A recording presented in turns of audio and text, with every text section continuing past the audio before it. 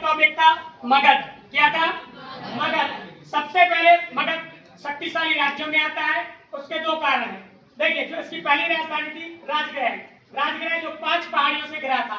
तो इन लोगों ने क्या किया था कि पत्थरों का एक अवैध किला बना दिया था, तो इसको जीतना थोड़ा मुश्किल था। दूसरी बात, इनकी राजधानी थी पाटलिपुत्र। ठीक है, पाटलिपुत्र नदियों के किनारे है। ठीक है, तो जल संसाधन की दृष्टि से व्यापार के लिए सुगमता हो जाता था, है ना। तो इसलिए ये मगध शक्तिशाली राज्यों में आता था।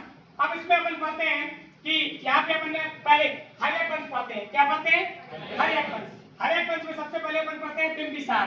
क्या पढ़ते हैं? बिंबिसार। तो पहला क्वेश्चन आता है, हर्यक वंश का संस्थापक कौन था? बिंबिसार। बिंबिसार के अपन सबसे पहले जो साम्राज्य विस्तार किया उसने विवाह के द्वारा किया। के द्वारा किया? विवाह के द्वारा किया। बिंबिसार का ने पहला विवाह कौशल वंश की महाकौशला से किया। किससे किया? तो किसकी बहन थी? प्रसेनजित की बहन थी। ठीक है, इसके बाद दूसरा विवाह लिच्छवी की चेलना, जिसको कहेंगे छलना लिखा है। ठीक है, इससे कौन पैदा हुआ? अजातशत्रु। और तीसरा पंजाब राज्य से छेवा से किया, जो प्रधान रानी थी। क्लियर है?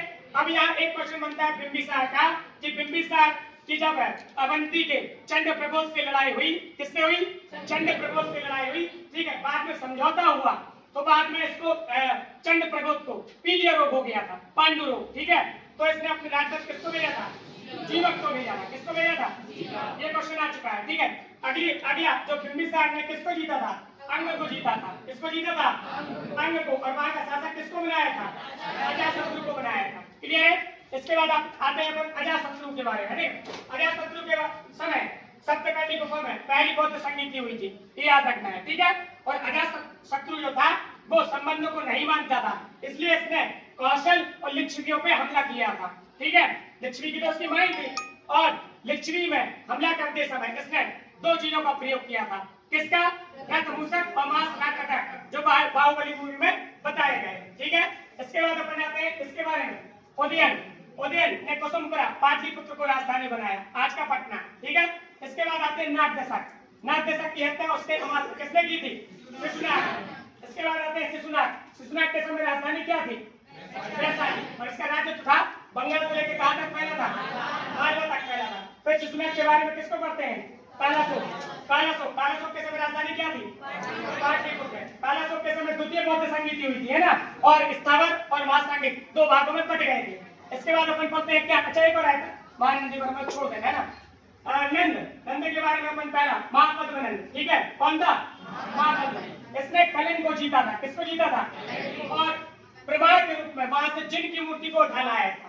इसके 3 नाम पढ़ते हैं। एक नाम महासर्व चक्रांतक, क्षत्रियों का नाश करने वाला, और दूसरा भार्गव, मतलब परशुराम से संबंधित बताया गया है। ठीक है, चलिए इसके बाद अपन पढ़ते हैं घनानंद। घनानंद अत्यधिक कर लगाया था, जिससे जनता संतुष्ट नहीं थी। क्लियर है? इसके बाद इसके समय 326 बीसी में पश्चिमोत्तर भारत पे किसने हमला किया था? सिकंदर ने हमला किया था। ठीक है, इसके समय तक्षशिला के आचार्य चाणक्य आए थे। ठीक है, 300 चाणक्य आए थे, जिसको इसने अपमानित किया था।